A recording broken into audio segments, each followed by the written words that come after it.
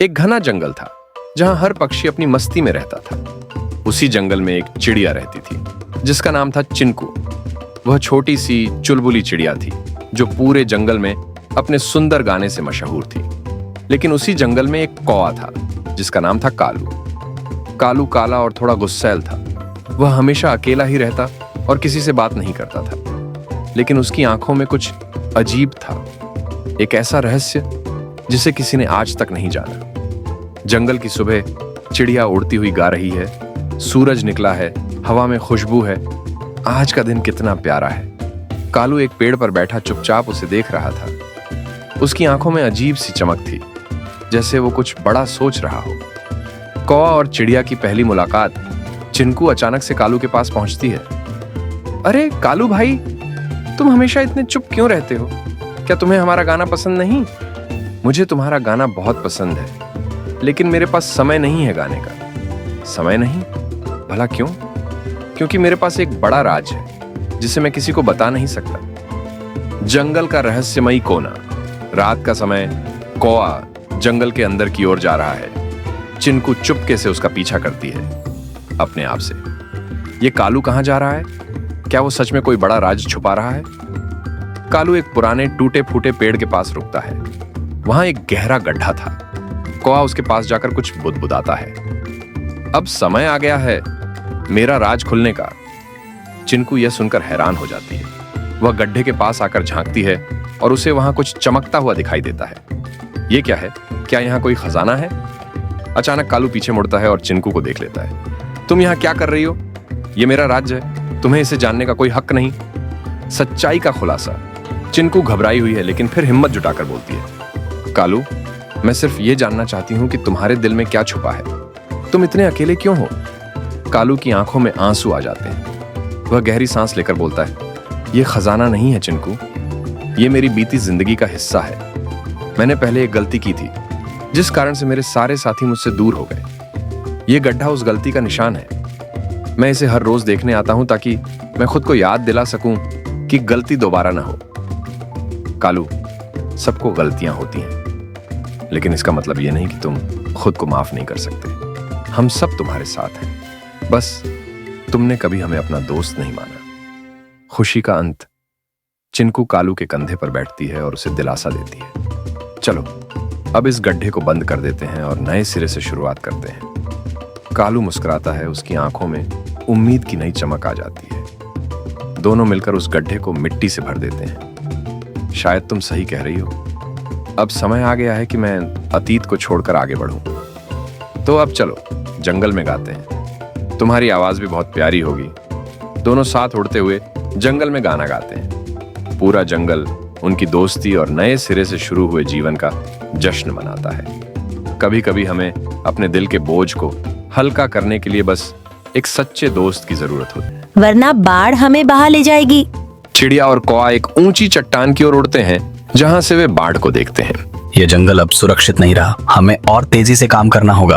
वे वापस उस जादुई पेड़ के पास पहुंचते हैं, लेकिन इस बार पेड़ और भी चमक रहा होता है। यह पेड़ हमें कुछ बताना चाहता है, इसकी रोशनी पहले से और भी बढ़ गई है।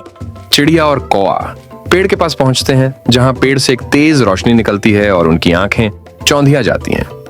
अचानक पेड़ के भीतर से आवाज आती है, तुम्हारी यात्रा अभी शुरू हुई है। तुमने जिस संकट को देखा है वह केवल शुरुआत है। केवल वही जीव जो दिल और दिमाग से एकजुट होते हैं इस चुनौती को पार कर सकते हैं। पेड़ की जड़ें धीरे धीरे चमकने लगती हैं और आसमान में कुछ प्रतीक उभरते हैं। ये एक विशाल पहेली है जिसे हल करने की जरूरत है। यह कोई साधारण पेड़ नहीं है, इसके भीतर एक बड़ा रहस्य है और यह हमें चुनौती दे रहा है। यह पेड़ हमसे कुछ मांग रहा है, शायद हमारी समझ और साहस की परीक्षा लेना चाहता है। अचानक पेड़ की जड़ों से एक रहस्यमयी दरार बनती है जिसमें गहरी अंधकारमय खाई दिखाई देती है। चिड़िया और कौवा को इसे पार करना है। हमें इस खाई को पार करना होगा। यह पेड़ हमें हमारे डर से लड़ने की चुनौती दे रहा है। मुझे ऊंचाई से डर नहीं है, लेकिन इस अंधकार का कोई अंत नहीं दिख रहा। हमें सावधान रहना होगा। चिड़िया अपने पंखों को फड़फड़ाते हुए उड़ान भरती है और कौवा भी उसके साथ उड़ता है। खाई की गहराई उन्हें डराती है, लेकिन वे इसे पार करने का संकल्प लेते हैं। हम एक साथ उड़ेंगे, हम इस चुनौती को पार कर लेंगे। डर को पीछे छोड़ दो। तुम सही कह रही हो, मैं तुम्हारे साथ हूँ। ये सिर्फ एक और जाल है। जब वे खाई को पार कर लेते हैं तो उन्हें एक बड़ी पहेली दिखाई देती है। ये एक जादुई दरवाजा है जो केवल विश्वास के साथ खुल सकता है। यह दरवाजा साधारण नहीं है। इसे हमारी ताकत नहीं बल्कि हमारे विश्वास की जरूरत है। हमें एक दूसरे पर भरोसा करना होगा। सही कहा, यह चुनौती हमारे दिल की परीक्षा ले रही है। अगर हम एक दूसरे पर विश्वास नहीं करेंगे तो हम इसे नहीं पार कर पाएंगे। चिड़िया और कौवा एक दूसरे का हाथ पकड़ते हुए आगे बढ़ते हैं। वे दरवाजे के सामने खड़े होते हैं और धीरे धीरे दरवाजा खुलने लगता है। तुमने अब तक सही रास्ता चुना है। विश्वास हमेशा जीतता है। दरवाजा खुलने के बाद वे एक गहरी गुफा में प्रवेश करते हैं। गुफा में चारों तरफ अंधेरा और खामोशी है। अंदर उन्हें विशालकाय चट्टानों और बाधाओं का सामना करना है। यह अंधेरा हमें डराने की कोशिश कर रहा है, लेकिन हमें इससे घबराना नहीं चाहिए। डर हमारे दिमाग का खेल है। अगर हम इसे नियंत्रित कर लें तो हम आगे बढ़ सकते हैं। गुफा में भटकते हुए उन्हें रास्ता नहीं मिलता। चिड़िया और कौवा एक दूसरे से बिछड़ जाते हैं। कौआ, तुम कहाँ हो? मैं तुम्हें देख नहीं पा रही। मैं यही हूँ चिड़िया, घबराओ मत, हमें एक साथ रहना होगा।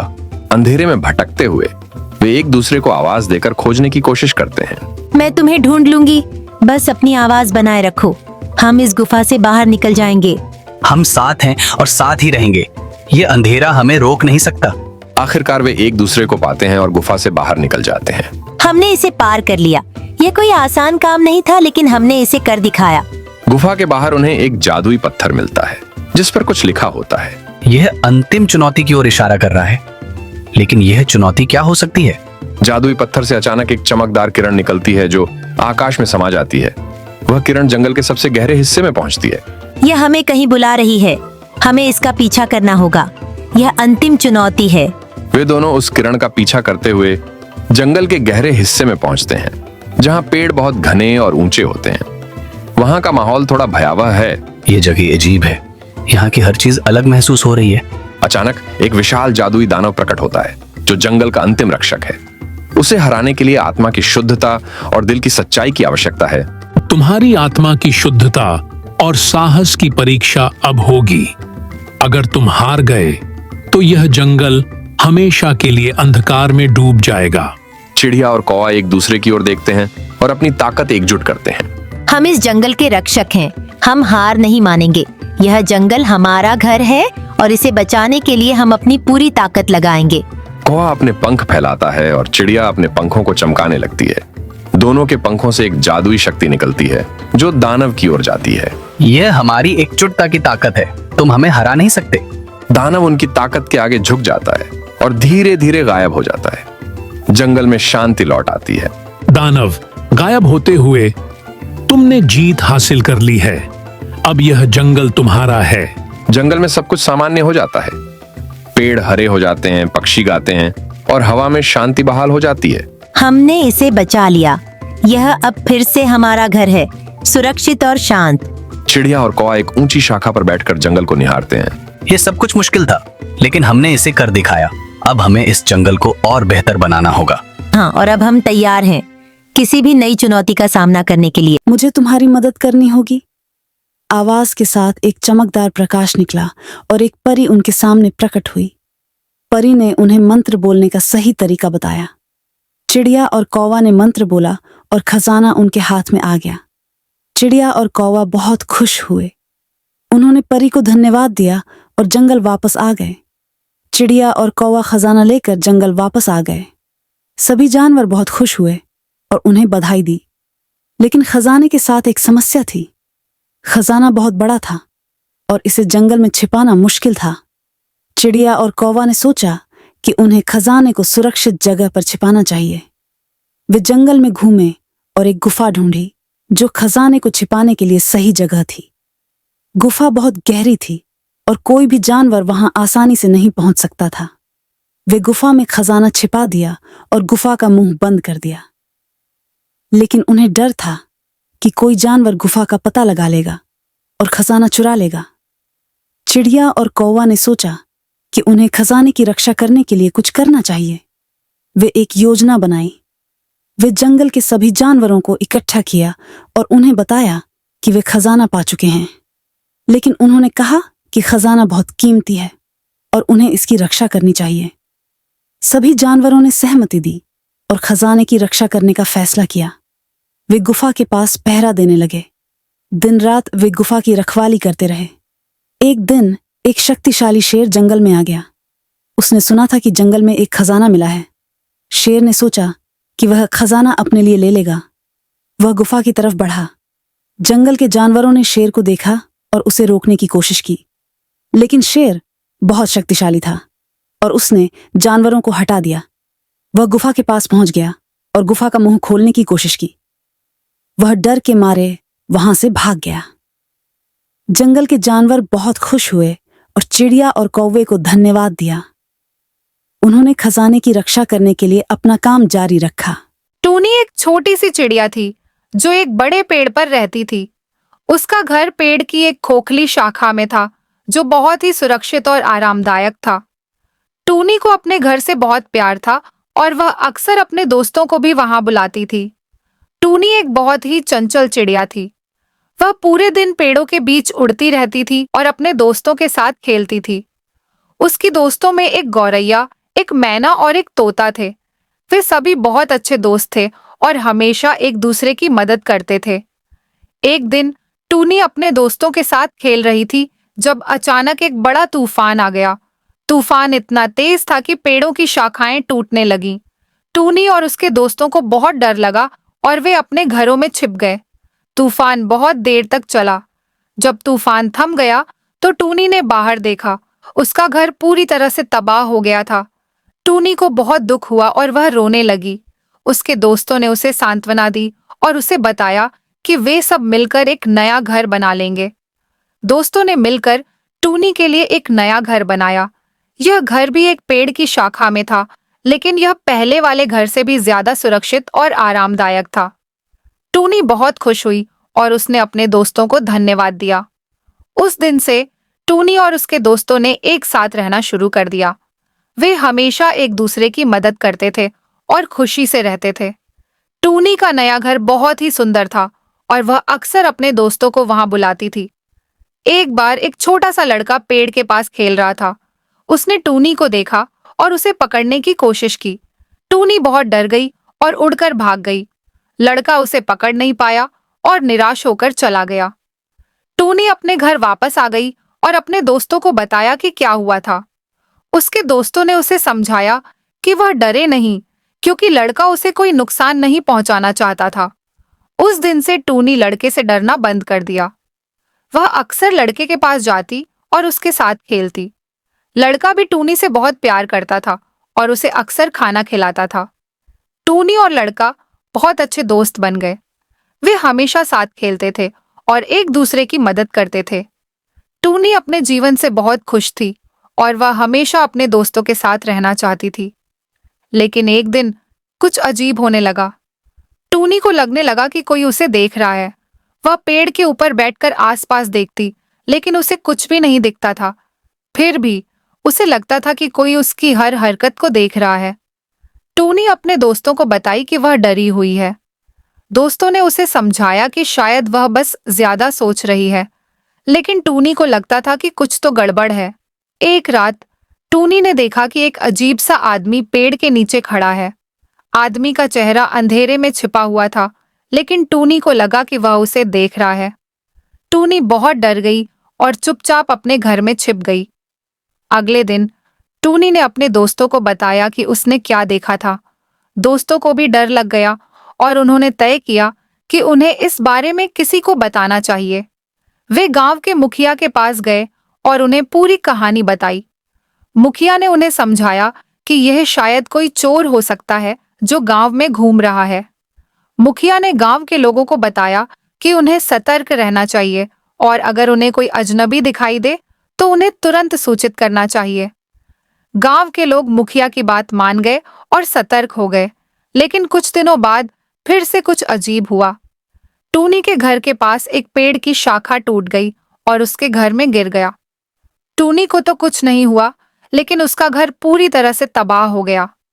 टूनी और उसके दोस्तों को लगा कि यह कोई संयोग नहीं है। उन्हें लगा कि कोई जानबूझकर उनके घर को तबाह करना चाहता है। वे गांव के मुखिया के पास गए और उन्हें इस घटना के बारे में बताया। मुखिया ने तुरंत गांव के लोगों को इकट्ठा किया और उन्हें बताया कि उन्हें इस मामले की जांच करनी चाहिए। गांव के लोग जांच शुरू की और उन्हें पता चला कि एक अजनबी गांव में घूम रहा है। वह एक अजीब से कपड़े पहने हुए था और उसके चेहरे को हमेशा एक कपड़े से ढके रखता था। गांव के लोग उस अजनबी का पीछा करने लगे और अंत में उसे पकड़ लिया। अपने घोंसले में बैठी सोचती है, क्यों हमेशा मेरे साथ ही ऐसा होता है। मेहनत तो मैं दिन रात करती हूं, पर मेरे हिस्से सिर्फ दुख ही आता है। सरिता एक छोटी सी चिड़िया थी जो अपने खेतों में दिन रात मेहनत करती थी, लेकिन उसकी जिंदगी आसान नहीं थी। वह खेती करती, पर फसल हमेशा खराब हो जाती। उसकी गाय भी अब बूढ़ी हो चली थी, दूध देना भी कम हो गया था। उसकी मुश्किलें दिन ब दिन बढ़ती जा रही थीं। अरे सरिता, कब तक ये गिरी हुई फसलें बेचोगी? कोई तुम्हारे धंधे में फायदा नहीं है। फसलें भी सूखी और गाय भी बूढ़ी। किस्मत तुम्हारी साथ नहीं देने वाली। हा हा हा, इस चिड़िया को देखो, सोचती है कि मेहनत से सब कुछ मिल जाएगा, लेकिन भाग्य बदलने के लिए किस्मत चाहिए जो इसके पास नहीं है। सरिता उदास हो जाती है और बाजार से लौटती है। शायद वो लोग सही कह रहे हैं, मेरी मेहनत बेकार जा रही है, मुझे कुछ और करना होगा। एक दिन सरिता ने ठान लिया कि अब उसे कुछ नया करना होगा। उसने अपनी बचत को इकट्ठा किया और सोचा कि क्यों न फलों का व्यापार शुरू किया जाए। उसके खेतों में आम, अमरूद और संतरे के पेड़ लगे थे। उसने तय किया कि अब इन फलों को बेचकर अपनी जिंदगी बदलेगी। बस अब बहुत हुआ, अब मैं हार मानने वाली नहीं। मेरे पास जो भी है उसी से शुरुआत करूंगी। ये फल मेरी नई उम्मीद बनेंगे। सरिता अपनी नई दुकान खोलती है। दुकान सजी है और ग्राहकों का आना शुरू होता है। सरिता ने गांव में अपनी एक छोटी सी फल की दुकान खोल ली। शुरुआत में लोगों ने मजाक उड़ाया, लेकिन धीरे धीरे उसकी मेहनत रंग लाने लगी। उसके फल ताजे, मीठे और स्वास्थ्यवर्धक थे। जल्द ही उसकी दुकान पूरे गांव में मशहूर हो गई। अरे सरिता, तुम्हारे आम तो सच में बहुत मीठे हैं और ये अमरूद तो लाजवाब हैं। भाई, अब तो मैं हमेशा तुम्हारी दुकान से ही फल खरीदूंगा। बाजार में भीम और गंगा सरिता की दुकान को देख रहे हैं। ये कैसे हो सकता है? सरिता की दुकान इतनी जल्दी कैसे चल पड़ी? हमने तो सोचा था कि ये कुछ ही दिनों में हार मान लेगी। मुझे भी समझ नहीं आ रहा, इसकी फसलें और दुकान इतनी सफल कैसे हो गई। भीम और गंगा, जो पहले सरिता का मजाक उड़ाते थे, अब उसकी सफलता देखकर जलने लगे थे। लेकिन सरिता को अब इन बातों से कोई फर्क नहीं पड़ता था। उसने अपने दम पर, अपनी मेहनत से अपनी पहचान बनाई थी। ये सफर आसान नहीं था, लेकिन मैंने हार नहीं मानी। आज मुझे अपने फैसले और मेहनत पर गर्व है। सरिता की कहानी ने साबित किया कि मेहनत और हिम्मत से कुछ भी संभव है। चाहे कितनी भी मुश्किलें आएं, अगर दिल में विश्वास हो तो सफलता जरूर मिलती है। सरिता की कहानी हमें यह सिखाती है कि कभी भी हालातों से हार नहीं माननी चाहिए। जिंदगी में कितनी भी चुनौतियां क्यों ना आएं, अपने सपनों को पूरा करने का जज्बा होना चाहिए। कहानी मजदूर चिड़िया की मेहनत और संघर्ष। बहुत समय पहले की बात है। एक छोटा सा जंगल था। उस जंगल में बहुत सारी चिड़ियाओं, जानवर और पेड़ पौधे थे। उसी जंगल में एक छोटी सी चिड़िया भी रहती थी, जिसका नाम था गीता। गीता बहुत गरीब थी। उसका घर एक टूटी फूटी डाल पर बना हुआ था। बाकी चिड़ियों की तरह उसके पास न ही अच्छा खाना था और न ही आराम का कोई साधन। उसकी जिंदगी बहुत मुश्किलों से भरी हुई थी, लेकिन वह मेहनती थी। गीता रोज सुबह सूरज निकलने से पहले ही उठती और दूर दूर तक उड़कर भोजन ढूंढने निकलती। कभी उसे छोटे छोटे कीड़े मिलते तो कभी पेड़ से गिरे हुए कुछ फल। वह इन छोटे छोटे भोजन के टुकड़ों को अपने बच्चों के लिए इकट्ठा करती। उसका जीवन केवल संघर्ष से भरा हुआ था और वह हमेशा सोचती, कभी तो मेरे जीवन में अच्छा समय आएगा। गीता की हालत इतनी खराब थी कि बाकी चिड़ियां भी उससे दूरी बनाए रखती। किसी को उससे दोस्ती नहीं करनी थी, क्योंकि वह गरीब थी और दिखने में भी कमजोर लगती थी। लेकिन गीता ने कभी हार नहीं मानी। वे हमेशा भगवान से प्रार्थना करती कि उसे और उसके बच्चों को पेट भर खाना मिल सके। एक दिन गीता ने सोचा कि वह इस हालत में ज्यादा दिन नहीं जी पाएगी।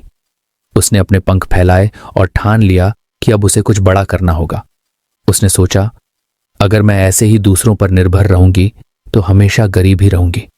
मुझे खुद अपने लिए कुछ करना होगा। गीता ने एक नई योजना बनाई। उसने जंगल के एक बड़े पेड़ के पास अपना एक छोटा सा खेत बनाने का फैसला किया।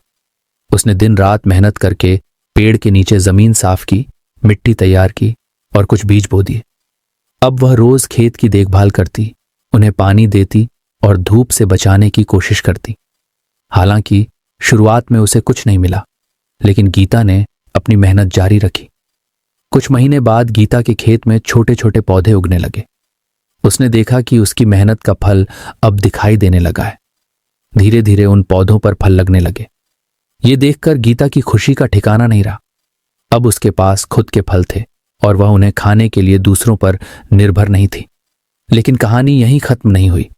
गीता ने सोचा, अगर मैं इन फलों को बेचने लगूं तो शायद मेरे लिए कुछ और पैसे इकट्ठा हो सके और मेरा जीवन बेहतर हो जाए। उसने अपने फलों को जंगल के बाजार में ले जाकर बेचना शुरू किया। शुरुआत में लोग उसे तुच्छ दृष्टि से देखते थे, लेकिन गीता ने अपने काम पर ध्यान दिया और धीरे धीरे लोग उसकी ईमानदारी और मेहनत को पहचानने लगे। गीता अब न केवल अपने बच्चों के लिए अच्छा खाना ला सकती थी, बल्कि उसके पास कुछ पैसे भी बचने लगे। उसने उन पैसों से अपना छोटा सा घर ठीक किया और अपने खेत को और बड़ा किया। अब उसके पास और भी कई प्रकार के फल थे और वह जंगल की सबसे सफल चिड़िया बन गई थी। लेकिन गीता का संघर्ष यहीं खत्म नहीं हुआ। उसने अपनी जिंदगी में बहुत सारे उतार चढ़ाव देखे थे। एक बार जंगल में भयंकर तूफान आया, जिसने उसके खेत और फलों को बर्बाद कर दिया। वह फिर से एक बार गरीब हो गई, लेकिन गीता ने अपनी मेहनत पर भरोसा रखा। उसने फिर से खेत में बीज बोए और एक बार फिर से खड़ा हो गई। अब लोग उसे और भी अधिक सम्मान देने लगे थे, क्योंकि उन्होंने देखा था कि गीता ने किस तरह अपनी जिंदगी को अपनी मेहनत से बदला था। समय बीतता गया और गीता अब जंगल की सबसे अमीर और सफल चिड़िया बन गई थी। एक बार की बात है, एक छोटे से गांव में पिंकी नाम की एक चिड़िया रहती थी। पिंकी बहुत गरीब थी। उसके पास रहने के लिए एक छोटा सा घोंसला था, जो पेड़ के सबसे ऊपरी हिस्से में बना हुआ था। वह दिन भर खाना ढूंढने के लिए इधर उधर उड़ती रहती और जैसे तैसे अपने बच्चों का पेट भरती थी। पिंकी के 3 बच्चे थे, चिक्की, मिकी और टीटू। सभी बहुत प्यारे थे और हमेशा अपनी माँ की मदद करने की कोशिश करते रहते थे। पिंकी का जीवन बेहद कठिन था। गांव में ज्यादा काम नहीं था और उसे हमेशा चिंता रहती थी कि उसके बच्चों का पेट कैसे भरेगा। हर रोज वह सुबह सुबह उठती, आसमान में दूर तक उड़कर खाने की तलाश करती, लेकिन कभी उसे कुछ मिल जाता और कभी खाली हाथ लौटना पड़ता। बच्चे भी माँ की मदद करना चाहते थे, लेकिन वे बहुत छोटे थे और माँ उन्हें अकेले छोड़ने से डरती थी। एक दिन पिंकी बहुत थकी हुई अपने घोंसले पर लौटी। उसके बच्चे भूख से तड़प रहे थे। चिक्की ने माँ से पूछा, माँ, हम कुछ कर सकते हैं क्या? कुछ ऐसा जिससे हमें रोजाना खाना मिल सके। मिकी ने भी साथ दिया, माँ, हम हर दिन भूखे रहते हैं, कुछ ऐसा करें जिससे हम भीख मांगने की जरूरत न पड़े। टीटू ने बड़े उत्साह से कहा, माँ, याद है जब तुमने पिछली बार हम सबके लिए खाने में चटपटी चीजें बनाई थी? वो बहुत स्वादिष्ट थी। पिंकी को याद आया कि उसने बच्चों के लिए कुछ मसालेदार पानी और कुरकुरे चावल बनाकर खिलाया था, जिसे बच्चों ने बहुत पसंद किया था। पिंकी को अचानक एक विचार आया। उसने सोचा, अगर मेरे बच्चों को यह खाना इतना पसंद आया तो क्यों न मैं इसे गांव के और लोगों को भी बनाकर खिलाऊं। बच्चों की मदद से पिंकी ने मसालों की कुछ खासियतें सीख ली थी। उसने सोचा कि वह गांव में एक छोटा सा पानी पूरी का ठेला लगा सकती है। वह सबसे सस्ता और स्वादिष्ट पानी पूरी बेचेगी। अगले दिन पिंकी ने ठेले के लिए सारी तैयारियां की। उसके बच्चे चिक्की, मिकी और टीटू बहुत उत्साहित थे। उन्होंने माँ की मदद की, सारे सामान को सजाया और ठेला तैयार किया। पिंकी ने सबसे सस्ती कीमत पर पानी पूरी बेचने का फैसला किया। गांव के लोग पहले तो हैरान थे कि एक चिड़िया कैसे पानी पूरी बना सकती है, लेकिन जब उन्होंने पिंकी की पानी पूरी का स्वाद चखा तो सब दंग रह गए। उसकी पानी पूरी का स्वाद इतना अच्छा था कि लोग उसकी तारीफें करने लगे। धीरे धीरे पिंकी का ठेला मशहूर होने लगा। गांव के कोने कोने से लोग उसके ठेले पर आने लगे। पिंकी की पानी पूरी में कुछ खास था, एक अनोखी चटनी जो किसी और के पास नहीं थी। उसका ठेला सबसे सस्ता था, फिर भी स्वाद में बेजोड़ था। अब पिंकी की मेहनत रंग लाने लगी थी। हर दिन उसकी बिक्री बढ़ती जा रही थी। लोग दूर दूर से उसके ठेले पर आते थे। उसने अपने बच्चों को भी इस काम में लगा लिया था। चिकी ग्राहकों से ऑर्डर लेती, मिकी मसाले मिलाने में मदद करती और टीटू ठेले की सफाई करता। कुछ महीनों में पिंकी ने इतना कमा लिया था कि उसने अपना ठेला बड़ा कर लिया। अब उसके पास एक पक्का स्टॉल था और लोग वहां घंटों लाइन लगाकर पानी पूरी खाने आते थे। पिंकी अब गांव की सबसे प्रसिद्ध चिड़िया बन चुकी थी। उसकी सस्ती और स्वादिष्ट पानी पूरी की वजह से वह गांव में सबकी पसंदीदा बन गई थी। लेकिन पिंकी की राह आसान नहीं थी। एक दिन गांव में एक नया पानी पूरी वाला आया जिसने उससे भी सस्ता बेचने का दावा किया। पिंकी थोड़ी घबरा गई, लेकिन उसने हार नहीं मानी। उसने अपनी चटनी में कुछ और खास मसाले मिलाए और अब उसकी पानी पूरी का स्वाद पहले से भी ज्यादा बेहतरीन हो गया। लोग वापस उसकी ओर खींचने लगे और उसकी बिक्री फिर से बढ़ने लगी। धीरे धीरे पिंकी ने अपने मेहनत से इतना कमा लिया कि अब वह गरीब नहीं रही। उसने अपने बच्चों के लिए एक बड़ा और सुंदर घर बनाया। उसके बच्चे अब अच्छे स्कूलों में पढ़ने लगे थे।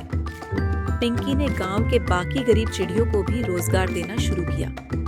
उसने उन्हें सिखाया कि कैसे पानी पूरी बनाई जाती है और अब उनके साथ मिलकर काम करती थी। पिंकी की यह कहानी यह सिखाती है कि चाहे परिस्थितियां कितनी भी कठिन क्यों न हो, अगर इंसान या चिड़िया अपनी मेहनत और हुनर पर विश्वास रखे तो सफलता जरूर मिलती है। पिंकी की पानी पूरी की यह यात्रा एक उदाहरण बन गई कि छोटे छोटे कदम भी बड़े बदलाव ला सकते हैं। अब पिंकी गांव की सबसे अमीर और खुशहाल चिड़िया बन चुकी थी और उसका नाम पूरे गांव में गर्व से लिया जाता था। इस तरह पिंकी और उसके बच्चों की मेहनत, सच्चाई और पानी पूरी के अनोखे स्वाद ने उन्हें गरीबी से अमीरी की राह पर पहुंचा दिया।